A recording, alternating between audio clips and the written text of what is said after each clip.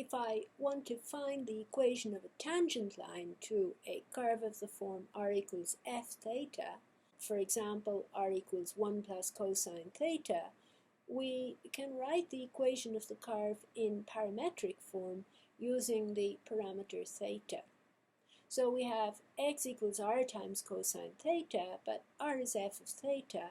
So we get parametric equations for our curve of the form x equals f of theta cosine theta and y equals r times sine theta, which is f of theta times sine theta. And we know from our calculus of parametric equations that dy dx is dy d theta divided by the x d theta. And using the product rule for dy d theta, we get that it's f prime theta times sine theta plus f of theta times cosine theta. And we divide that by dx d theta, which is f prime theta cosine theta minus f of theta sine theta.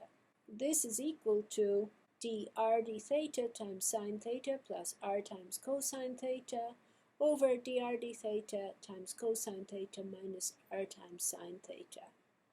And of course, as usual, we can locate horizontal tangents by identifying the points where dy dx is 0, and the vertical tangents we can identify by figuring out where dy dx is infinity. Let's apply this. Suppose I want to find the equation of the tangent to the curve r equals theta, this spiral, when theta equals pi over 2. My parametric equations for this curve are x equals r times cosine theta, and since r is theta, we have x equals theta times cosine theta, and y equals r times sine theta, so that gives us y equals theta times sine theta. So dy dx is dy d theta divided by dx d theta, and that's sine theta plus theta times cosine theta over cosine theta minus theta times sine theta.